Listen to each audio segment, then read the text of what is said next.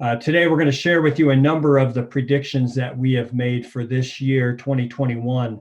I'm not going over all of the predictions that are in our report, and I don't go in as much detail as they do in the report. So if you want more information and to see some of the other predictions, which don't necessarily tie to the commercial audience, people that are in business, we try to add predictions across a lot of the different areas of our business. So we tend to have some consumer predictions. In this case, there were some around some government and vaccinations and things like that. But before we get started, I do want to share a quick story, kind of a PSA. You'll notice I'm wearing a hat. I normally don't wear a hat as a speaker. I try to be a little bit more formal. But the reason I'm wearing this hat is a couple of weeks ago, I had an appointment with a dermatologist for a skin issue I was having. And during that session with him, I asked him about a little spot that I had on the top of my head that had been bothering me a little bit. And so he took a look at it, decided to take a sample, and it turned out to be basal cell carcinoma.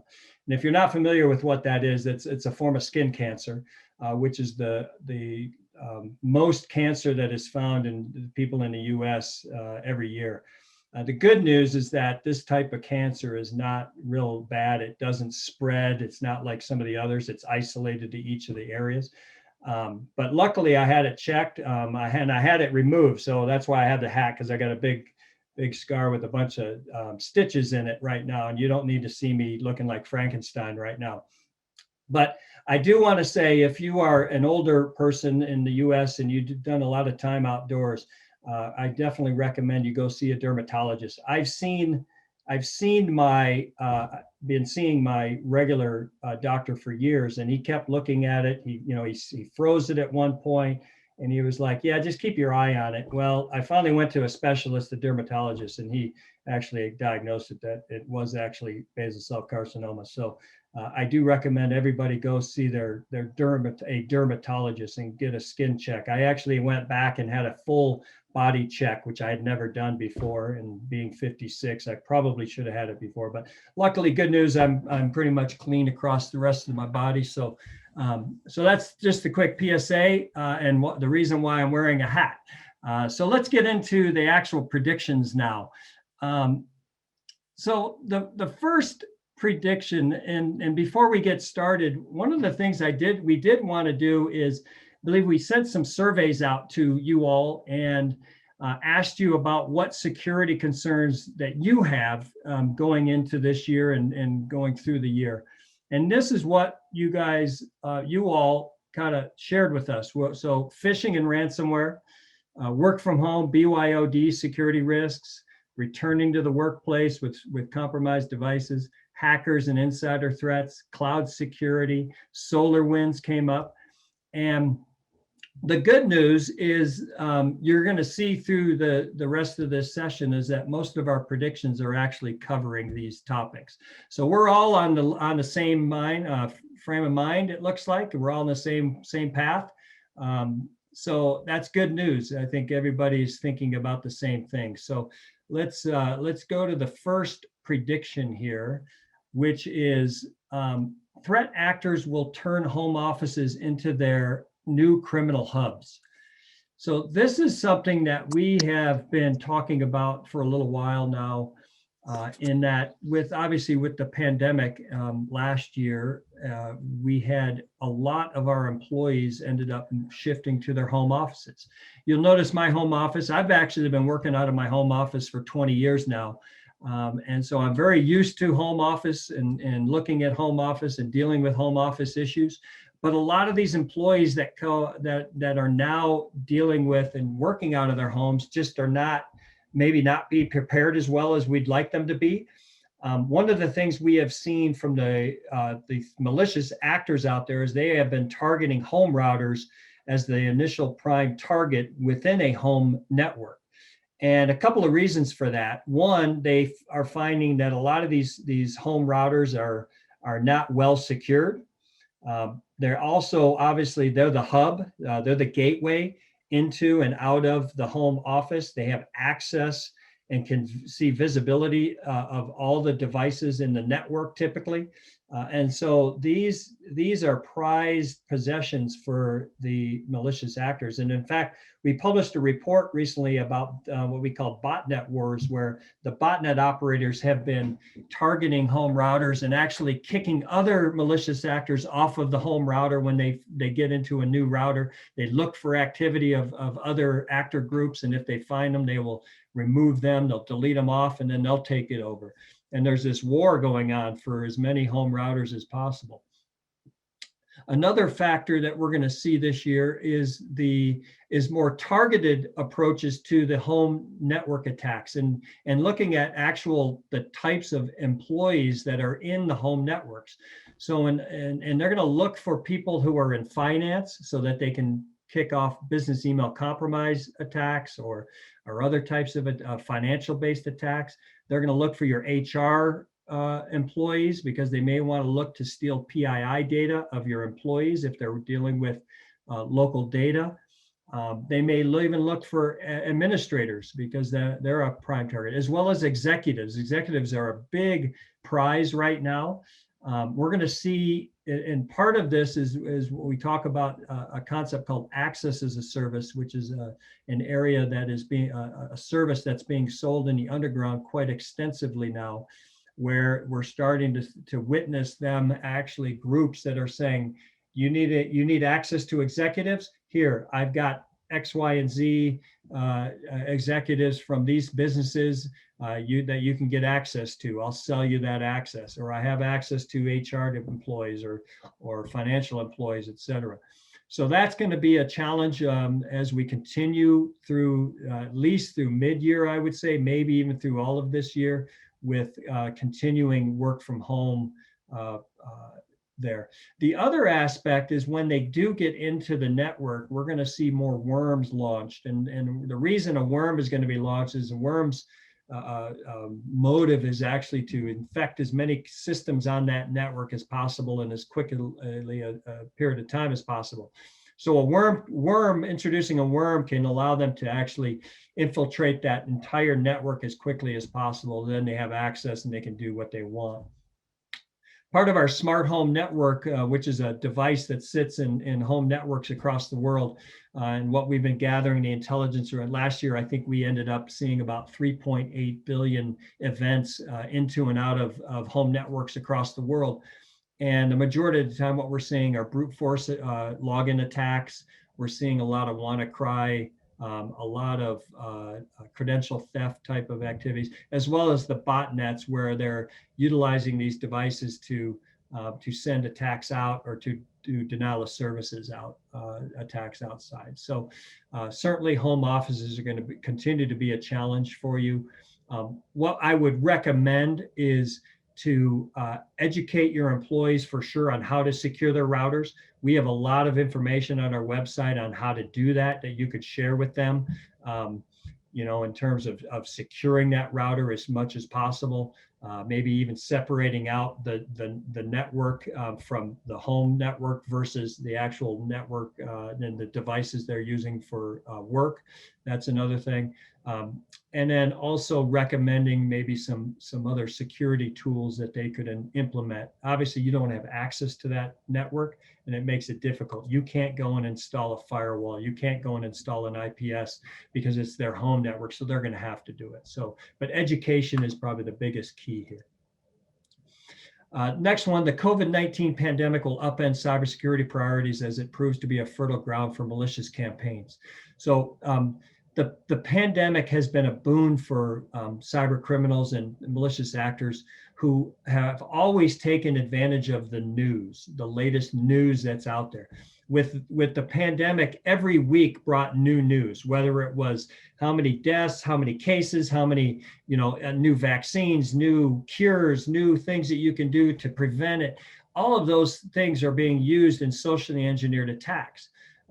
They may have had, that we saw lots of phishing emails, spam emails going into organizations saying, here's information about the business's COVID plan, those kind of things that are going to happen. And this year, we're going to see more of it around vaccines. Obviously, vaccinations is the biggest thing going on right now.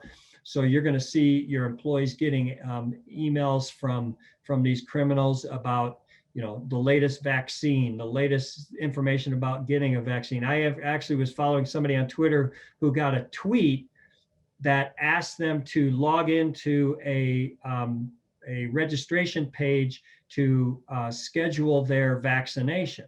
And they actually, in the phishing page, ended up having their name, not their social, but their name, their address, their phone number, their mother's maiden name. All of that had to be inputted. And then you click and it came up and said, oh, by the way, you need to pay to get to schedule it.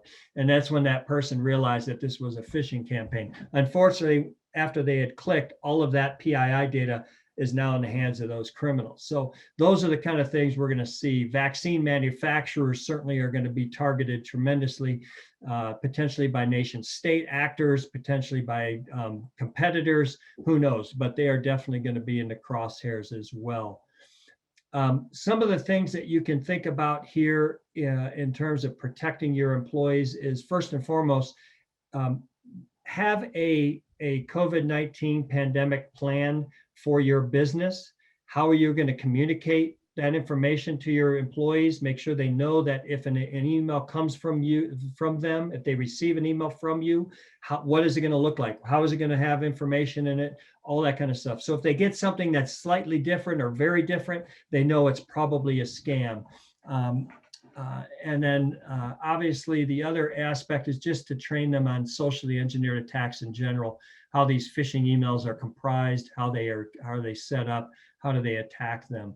Maybe looking at phishing campaigns, potentially simulations, if you have that capability to help in the training process as well. The next one is attackers will quickly weaponize newly disclosed vulnerabilities, leaving users with a narrow window for patching.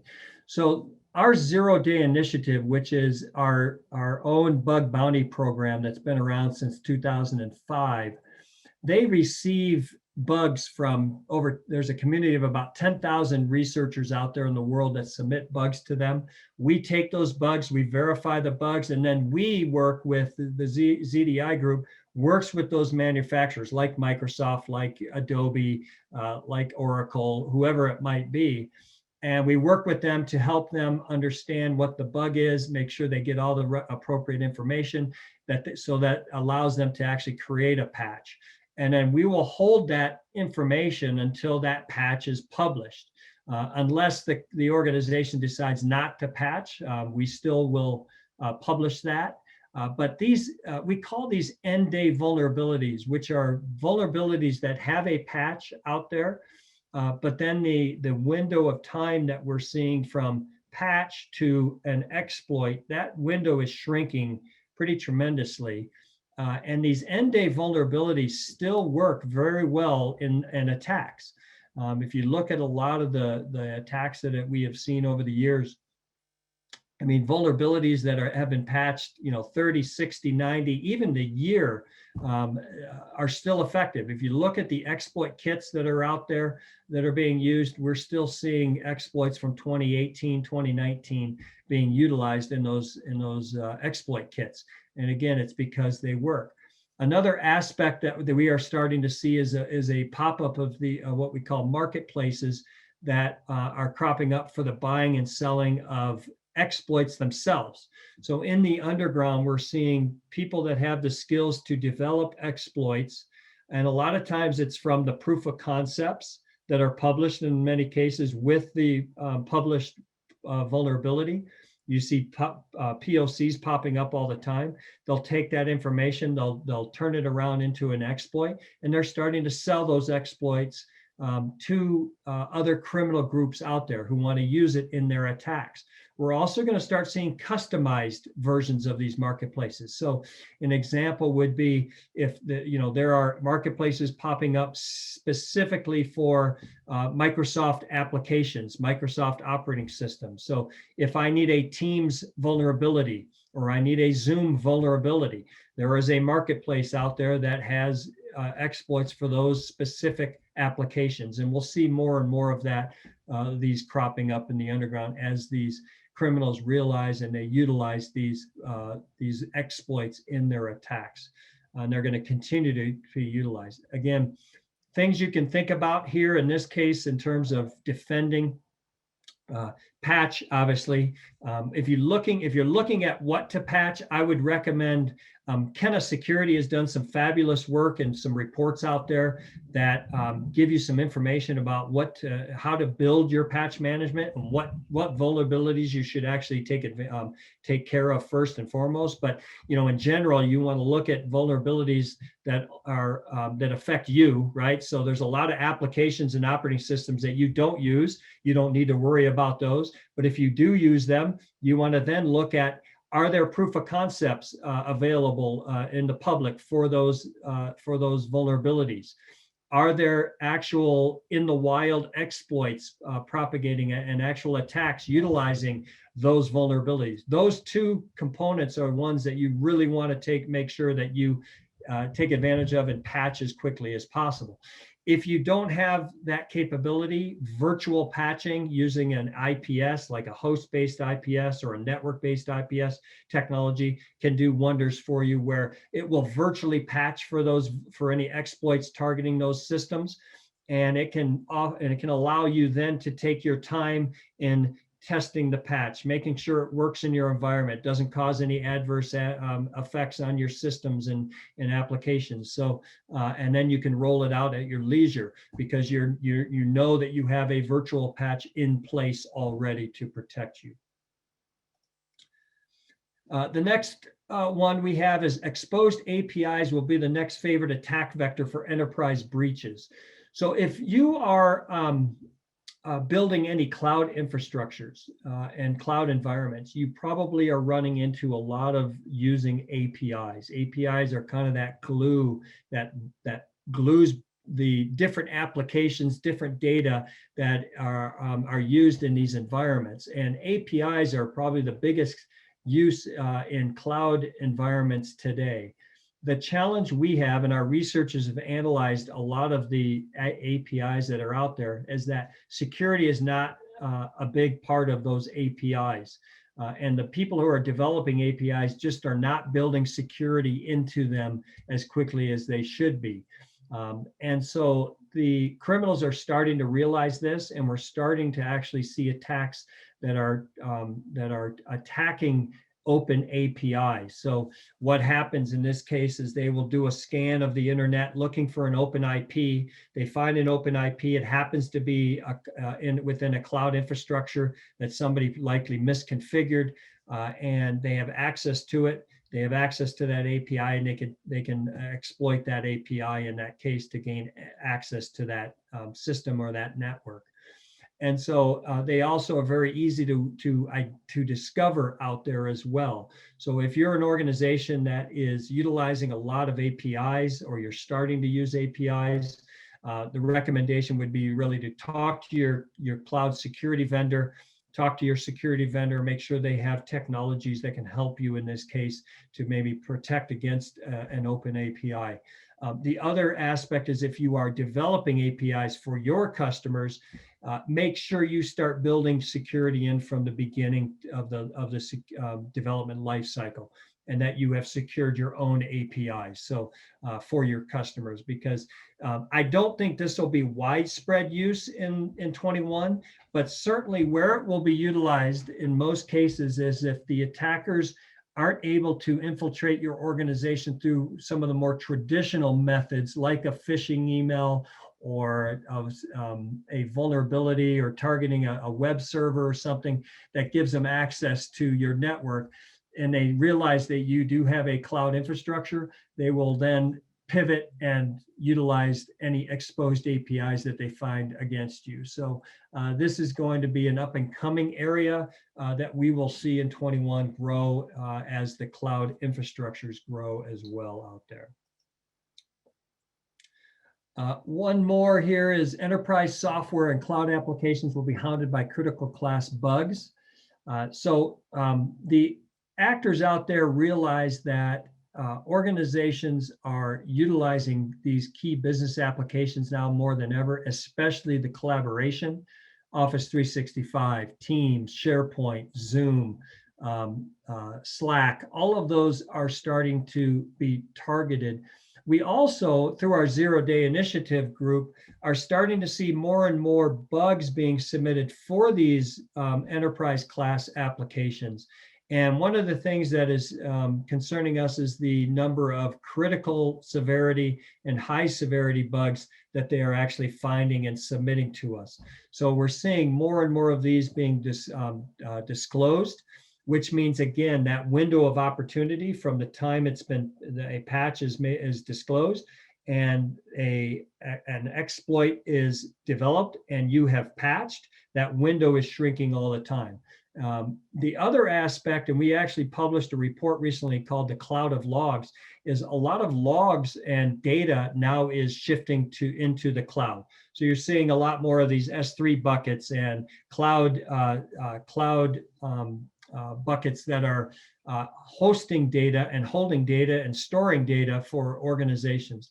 These are, in a lot of cases, again, what our researchers found in their scanning of the internet is open IPs that are hosting these logs in the cloud, and they are easily available, easily compromised, and readable by anybody from the outside in. And so the challenge again here, in the majority of the time, it's a misconfiguration of those cloud buckets, and that is going to continue to be a challenge for organizations. The cloud is really new to a lot of businesses. A lot of the people who are tasked at architecting and deploying those cloud infrastructures may not have the resources nor the education or training on how to secure. Also, if you think about, last year, I think the four major cloud vendors published 5,000 new features in their cloud infrastructures.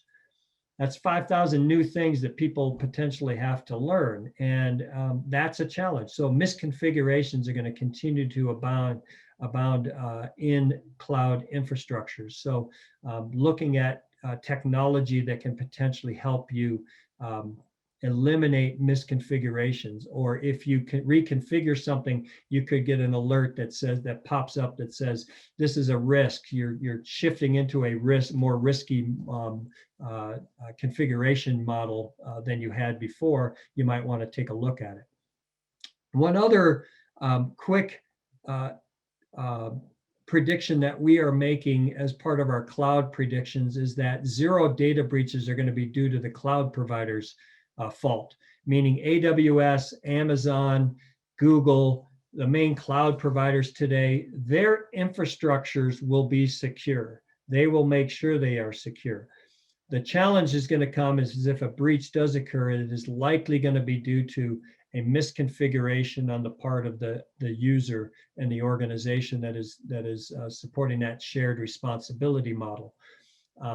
Now, they may have an outage, which we saw recently with AWS, but that outage didn't cause any kind of a breach.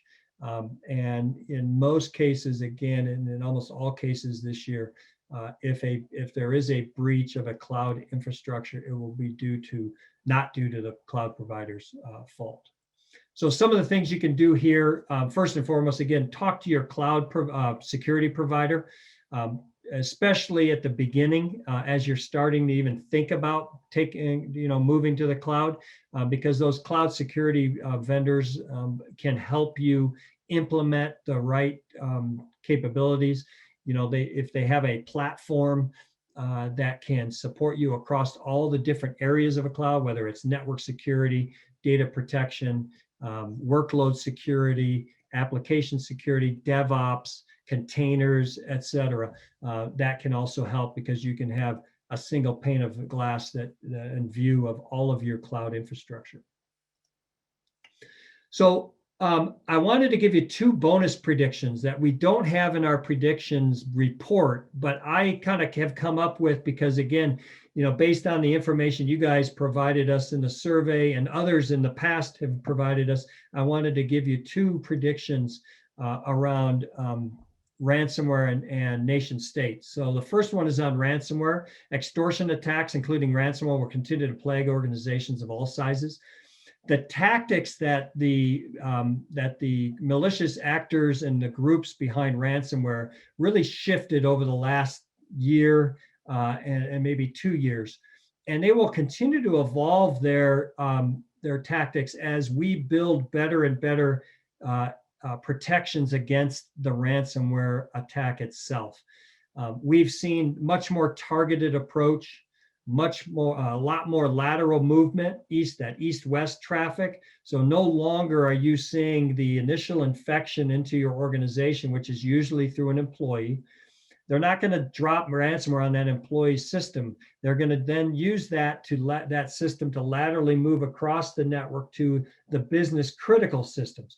The reason is those business critical systems that may run your day-to-day operations are what they're after, because if they can take those down, or they have critical data that they can expose or take advantage of or lock, you're much more likely to pay the ransom. Ransoms are rising significantly.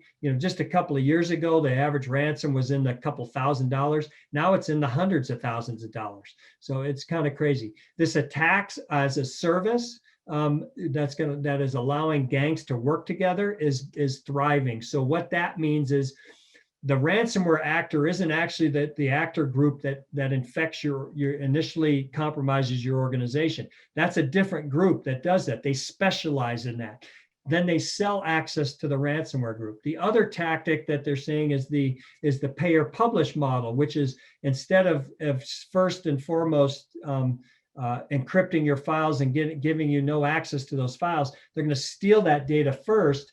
And then if you have the capability of quickly backing up and quickly rebuilding your infrastructure after a ransomware attack, they will come back to you and say, because you're not going to pay the ransom in that case, they'll come back and say, hey, we stole a bunch of data.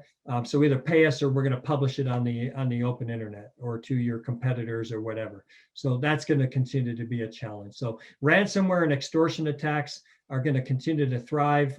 We think they're going to definitely target specific organizations, especially those that have shown a challenge with dealing with ransomware attacks. So government agencies, healthcare communities, those kind of organizations, manufacturing. They're also going to start looking at going after OT networks, we think, in 21, because the OT network tends to be less secure potentially, and a lot of the systems in there are mission critical. And so if they can bring down an OT network, the likelihood that an organization is going to pay to get those back online is pretty high. So that's another area you want to look at. Obviously, dealing with ransomware, a couple of things. You really want to pay attention to what we call early warning stage ransomware attacks, or early warning malware. So in a lot of cases, you're going to see certain malware families that are a precursor to an actual ransomware droppage. So an example of this would be Emotet typically started off, and then you saw TrickBot be deployed, and then you saw Cobalt Strike be deployed, and then ultimately you would see Ryuk be deployed, the Ryuk ransomware. If you see any of those early warning malwares be detected, in many cases in the past, organizations just said, we caught a malware, no big deal. The likelihood now that is a precursor to a full infection is pretty high. And so you definitely want to start paying attention to some of the malwares that you see. There's some papers out there and some articles out there on some of these ransomware gangs and what the pre-stage malware you're going to see. I'd suggest getting familiar with those so that you can identify that. Another thing is they are definitely going after your admin credentials. your domain controller admin and credentials. So hardening up your administrator credentials using MFA or 2FA, some way to harden those accounts up. You absolutely have to do that now more than ever, because if they can get access to those accounts, as we have seen in the past, they're able to do a lot of damage at that case. All right, the last prediction before we talk a little bit about some of the ideas on what you can do to prevent it. Nation state tactics will be widely adopted by cyber criminals. So you guys mentioned SolarWinds earlier in your concerns, and nation state actors in your concerns. The challenge we all have with nation state actors is they are very sophisticated, they are very well funded, they are difficult to identify. You saw it with SolarWinds, right? That nation state was able to penetrate numerous organizations and stay resident for months on end until it was finally disclosed. We still probably see a lot of their footprints inside these organizations' networks. They are just lying dormant and waiting to take some action. But the thing is that all of this information, because it's in the news, comes to the attention of cyber criminals. And they recognize that the tactics used by nation state actors is very successful. And so they will start adopting these tactics in their own efforts, in their own campaigns. So one of the things we're seeing for sure is the extensive intelligence gathering they're doing before an attack. And what these actors are starting to do now is even before they even launch an attack, they figure out who are they going to target? Who is their victim? Why am I targeting this organization? What is my motive for targeting this organization? Is it a profit generator for me? Is it a destructive attack? Is it some other type of attack? So they're going to come up with why they want to attack it. Where do they want to attack the organization? How they want to attack the organization, even when they want to attack it, because certain times a day they're finding that their attacks are much more successful. They will have all of that information up front. They will realize it up front. They will know how to attack you, where to attack you, who to attack. When the who, it's also who inside the organization should I attack?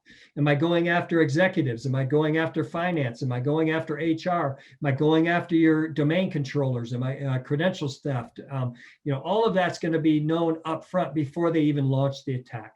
So as an organization, you need to think about that as well.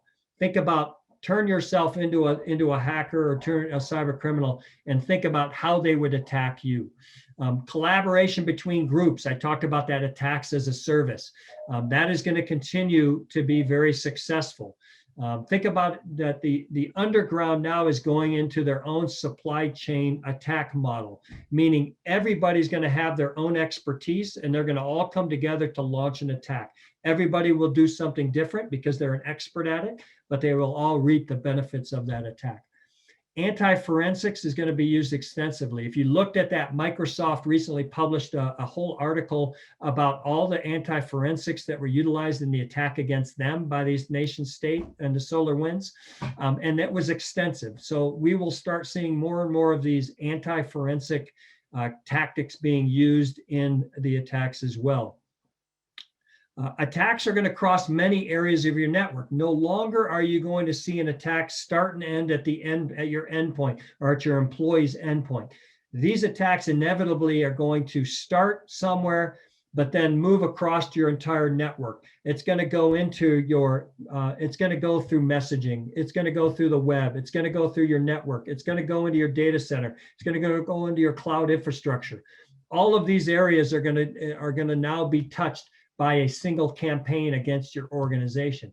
As such, you need to build much better visibility across all of the different areas. Many different groups manage all those different areas of your organization. And if they are not collaborating together now, it's going to be much harder for you to identify an attack.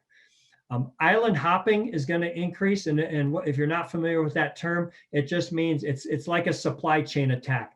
Meaning I'm going to target a different organization not the primary victim. I'm going to go after their supply chain. I'm going to go after their HVAC vendor. I'm going to go after a vendor who has access to their network, and I'm going to use that to pivot into the primary victim's network. So that's going to increase as well.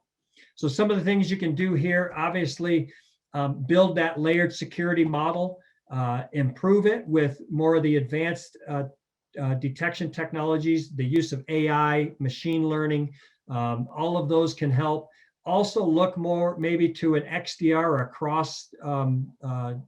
across EDR technology. Also, your SOC, you need a much better visibility in your SOC. So maybe a threat detection or a threat hunting platform that can allow you to see that, as well as bring all of the different areas, all the different layers together and communicating together. All right, how to minimize risks. I got to go through this quick because I know I'm running out of time here. But this came from the 2019 Verizon data breach report. If anybody read that, there was a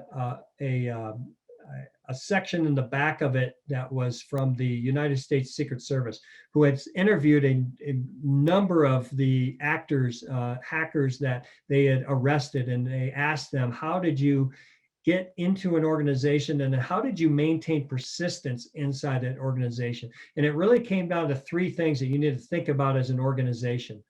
First is human error. How can you minimize the human error inside your organization? Again, educating your employees, educating and training your cloud architects, your cloud infrastructure folks, so that they don't have human errors, misconfigurations, clicking on a link or opening up an email that they shouldn't be. So that human error was one.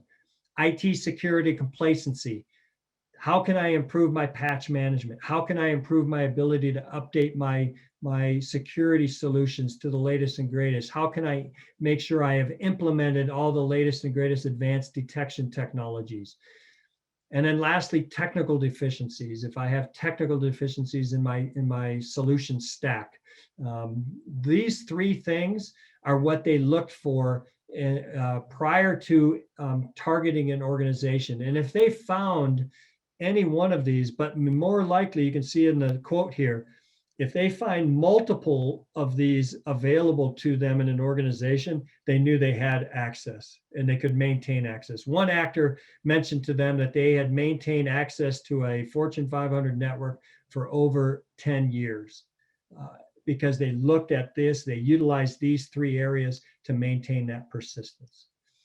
All right, some commonalities that we see in attacks against our customers. So these come from customer interactions when a customer calls our support organization and says, hey, we've been compromised. Some things that we have seen as the cause: weak credentials, first and foremost. They were able to steal the credentials and get access to administrative credentials. That allowed them to plant scripts that could be run. They could open up administrative shares on systems. They could turn off security agents on systems and then plant their malware. Outdated and unpatched OS and applications. And many times we saw when we talk to customer, we find out they're running 3 forward revs behind. They haven't implemented the latest version, which has the latest and greatest advanced detection technologies like AI and ML, and they haven't even enabled, even if they have access, they didn't enable some of those advanced technologies. Insecure application development. Again, if you have some DevOps going on in your organization, make sure you build security from the beginning. Again, you're implementing a cloud infrastructure, build security from the beginning. Too much access privileges, open shares. I mentioned that earlier, but again, if your administrators have full access to everything, it can be a problem. If you're looking at cloud, who can access that? If it's an API server, look at the ports that are being used. If it's a Kubernetes or a Docker, for example, those use some specific ports. Who can access? What systems can access on those ports only? So, and then outdated or undiscovered devices. This is another big one where we find the customer calls and says, hey, we found a couple of systems that had ransomware. We didn't even realize those systems were online. We didn't know they didn't have an agent running. So those are a challenge as well as any of the devices that can't harbor a security agent. IoT, for example, OT networks, and in many cases, the devices within can't even use a security agent. Medical devices, figuring out how can I improve security? How can I build security around those as well? And then lastly, some best practice, again, foster user education and training, maintain strict access control on a corporate network and home office, reiterate basic security measures, patch management, and then augment threat detection with security expertise. If you're a small business, medium business, you may not have that expertise. I would recommend looking at managed services, managed capabilities, because those organizations that offer that in many cases do have the threat research experts on staff who can do threat hunting for you and can identify a lot of attacks against your organizations. Also, just know if you do want to have a conversation with Trend Micro, we'd love to talk to you. You can send an email to Tiffany, Tiffany_Liang at trendmicro.com. She'd be happy to set up something for you. So with that, I'm going to turn it over, and thanks everybody.